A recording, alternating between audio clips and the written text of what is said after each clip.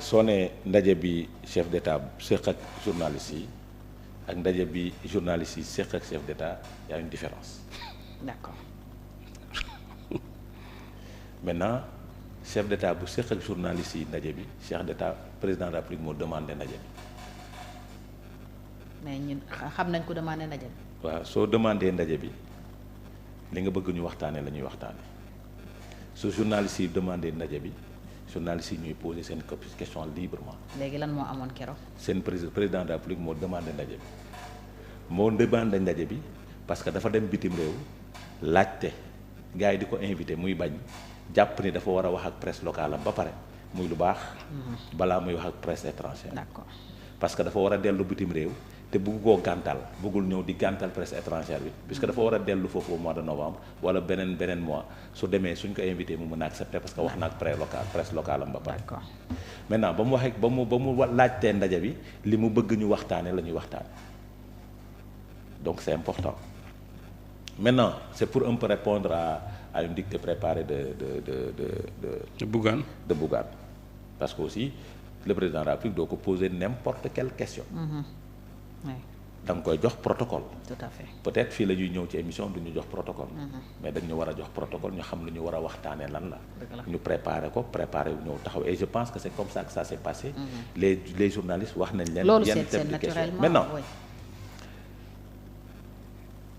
ba ma ko dégloo 2h17 minutes 30 premières minutes yi il m'avait séduit d'ailleurs bind naa ko sama statut balaa mu nga ma koy rappeler.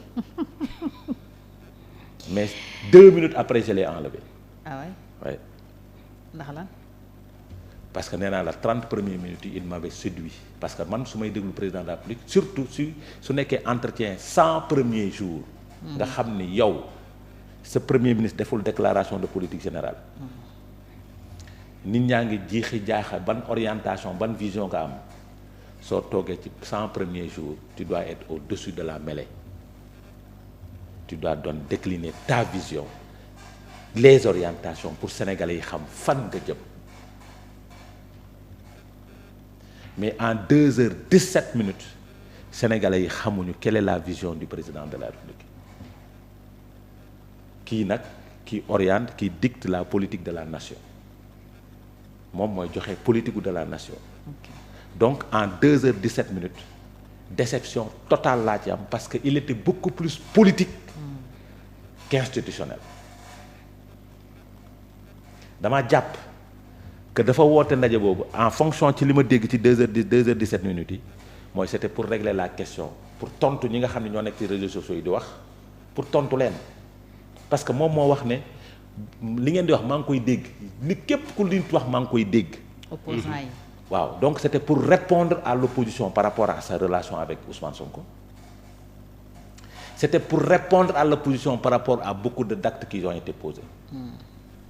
Mu régler une question entre lui et son prédécesseur. Okay. Il fait de la communication politique. Deuxième chose, mu régler la question de la CEDEAO. Dernière chose, il règle la question de la CEDEAO, son départ lu tax mu dem CEDEAO. Donc communication am ñetti axes yi la question foncière, sa relation avec le président Macky Sall, la gestion antérieure, sa relation avec le Premier ministre, pourquoi mu dem CEDEAO. te pourquoi mu dem CEDEAO c'est diplomatique mais defu fa 10 minutes. li ci gën a jël temps ci communication mooy les questions politiques. et premier entretien déclaration politique générale amul dara amul tu as le moment de dire aux Sénégalais fii laa jëm. am na ñu gis ne sax c'était pour remplacer la DPG. loolu ça peut pas remplacer la DPG parce que DPG. mais combler le vide quoi. waaw ça peut combler le vide pour que Sénégalais yi xam ban orientation la am sur le plan de l'éducation, sur le plan de l'agriculture avec grand A, sur le plan de l'économie, sur le plan de beaucoup de choses sanitaires et tout. Mais malheureusement il était dans des détails, ce qui est dommage parce que si le débat est trop bas c'est parce que il est descendu trop bas. Parce que on dit le débat c'était caisse noire dara amu fi. le débat fekk fi dara le débat c'est surfacturation ministère de la santé. Le débat c'est Ousmane Sonko sama xarit la nangam sangam nekku ñu woon xarit nii lañ nang le débat ne devait pas être là ci nekkee première sortie président de la République. c'était pas normal mu wax nu mu fekkee réew mi. non déglu ma la dama ne gis nga ni mu fekkee ñëw bi waxul lépp dafa wax li ko ñu ñor. lan la waxul. non j'ai dit il n'était pas en train de faire le bilan de son prédécesseur. pourtant c'est la question qui a été posée. moom laa la wax dama ne dafa wax situation nga fekk ci réew mi loolu dafa wax lu ko neex dafa wax li ko ci intéressé lan la waroon a wax te wax mooy il a parlé des fonciers wax ci rapport bi nga xam ne jot na ko ci Thiès ci Mbourkat wax ni y a 9 personnes qui détiennent 1109 parcelles fàtte ni moom il a 200 parcelles à Sandiara. 200 oui à lui seul 4,5 hectares le détenir à Sandiara. À lui seul 4,5 hectares selon ses calculs il détient 200 parcelles à lui seul. daf ko fàtte omission la de sa part ça se comprend n'est-ce pas dans sa communication on a vu un président de la République qui est le gardien de notre constitution mais malheureusement qui n'a pas défendu la constitution keroog ba muy wax ci DPG défendrul benn yoon constitution bi parce que le chef de l'État du wax ci loi organique le chef de l'État il parle de la constitution lépp lu muy wax da koy teg ci constitution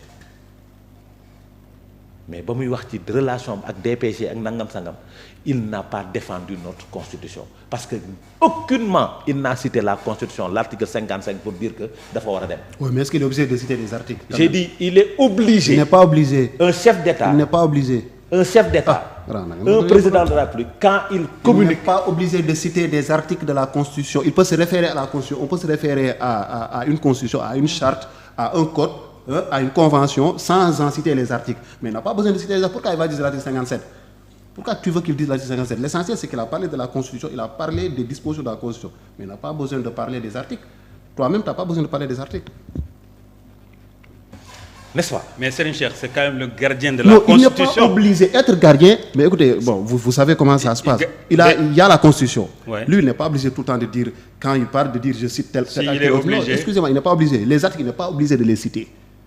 Non, Il pas les peut actes, dire mais les la dispositions. Constitution. Mais vous savez, bon, voilà, nous tous, on a fait le droit. On n'est pas obligé Ouais. de dire tel acte. Sauf si cela est contesté. Si c'est contesté, on se réfère à des ce articles. que je veux dire. C'est tout. Rapport des- Le chef de président n'a pas l'État, le temps de ça. j'ai dit, bien sûr, le Non, président non, non. n'a pas le temps de ça. Il n'a Il pas n'a le pas temps. le temps des détails. n'a pas le Il temps ne de doit citer pas des avoir articles. le temps des détails. Il n'a pas le temps de citer Si des le articles. président n'a pas le temps de citer des articles, de défendre notre constitution, dans une situation bien déterminée, il ne doit pas avoir le temps des détails. Le chef de l'État, la dernière fois, le samedi, était dans des détails. C'était au ministre de la Santé de nous parler de surfacturation au niveau du ministère de la Santé. C'était au ministre de la Santé de nous parler de ça. Le chef de l'État doit être au-dessus de la mêlée. Man loolu laa doon xaar sama njiitum réew mooy ban orientation coow li moo bëri Sénégal ñii naan amuñu projet ñii naan amuñu vision ñii naan te coow li bëri lool samedi la ko waroon régler une bonne fois pour toutes su paree on va débattre sur les orientations économiques su paree on allait débattre sur les orientations de l'éducation su paree on allait débattre sur ces questions-là mais on débat sur kon quoi pour yow dafa am question yu mu daw. non déedéet dafa am question yu ñu ko laajul À qui la faute? à celui qui a demandé l'interview Ku demande parce que interview bi président de la République moom moo demandé interview moom demandé tu en interview as la preuve. mais j'ai dit président moo ne samedi ba muy ubbi ne moom moo dafa dem bitim réew ñu ne ko ñu invité ko mu ne du wax fee fii lay njëkk a waxee donc c'est lui qui a demandé. Est-ce Oui, que mais fekkul pas woon ñu forcément. demandé ko Peut-être il y fii? a eu des J'ai demandes dit- sur la j'ai table. dit- Connaissant les journalistes, J'ai et dit leur envie de découvrir. non, mais j'ai- peut-être qu'il y avait. non Cheikh Mais tu peux Cheikh pas- Cheikh nag tu vas prendre ton mal à Ouais, mais patience. arrête d'être j'ai dit catégorique. j'ai dit il faut Ne que sois pas catégorique. tu vas prendre ton mal Non, à j'ai la- patience non, mais parce on que va pas les laisser tey nag faire. tey nag On va Tu pas peux le laisser. non tu as poser. le temps de parole. Non, j'ai le temps de parole, mais on va pas te laisser comme J'ai dire dit- comme ça. j'ai Après, dit. nous, on va oublier, on va passer à tu autre tu vas chose. C'est pas possible. parmi ñun Tu ñi peux ñëpp pas être parmi catégorique. ñun Ne parmi sois pas- parmi non. ñun parmi Moi- ñun ñëpp yaa ci yor bëgg ak Moi, feuille. je relève des points qui m'intéressent. Mais J'ai c'est dit- Prends que je des dis, notes. ne sois Cheikh pas a catégorique. toujours J'ai dit- fonctionné ça, comme c'est ça. ça, c'est Adam. mon ce que je Lii veux lu dire bees. mooy moom loolu la xam. j'ai dit parmi ñun ñëpp moom moo fi yor bëgg ak feuille di bind. Cheikh a failli donc être il un a enseignant certain. j'ai dit il doit C'est lui prendre l'enseignant. note il doit prendre note su nekkee li may wax man d'accord ci na jël note on lui donnera le temps d'apporter les réponses nécessaires par rapport à ça. Je vais pas anticiper les questions. J'ai dit non, tu auras le temps d'apporter su nekkee da nga def communication même suñu la poser question dans ton développement tu sauras répondre à certaines questions li ma bëgg wax mooy moi je suis formel. C'est le président de la République qui a demandé cet entretien. Je suis formel. Et d'ailleurs service présidence ba ñoo def tri bi def sélection bi par rapport à la presse. C'est lui qui a demandé. li mu bëggoon wax moom la wax. li mu bëggoon wax keroog samedi moom la wax. man damaa jàpp ni nag man damaa jàpp ni. il enfonce la presse. j'ai dit man damaa jàpp ni oui parce que am na question boo xamante ne Pierre-Edouard su continuer woon ci question boobu doonoon na metti trop. mooy ban question. quand il lui a dit mu ne ko bàyyil ma wax boobu sax il était soo gisee président da nga xam ni sa communication non verbale il est facial daf ko trompé dafa il était énervé.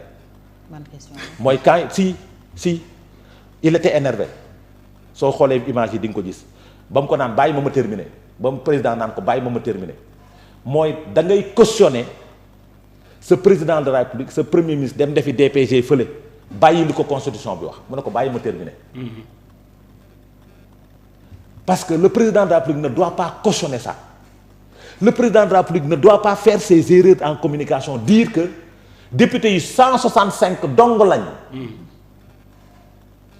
Assemblée populaire moo leen ëpp mais 165 députés yi plus de 3 500 000 Sénégalais ñoo leen fal en commun. te ni ñu falee députés yi noonu lañ ko falee. ni ñu falee députés yi noonu lañ ko falee. le président de la République ne doit pas descendre à ce niveau-là looloo tax ma ne la ba mu commencé 30 premières minutes il m'avait séduit après ma dindi ko parce que j'ai vu que il était en train de descendre te dafa am lu ma doon xaar man en tant que citoyen sénégalais.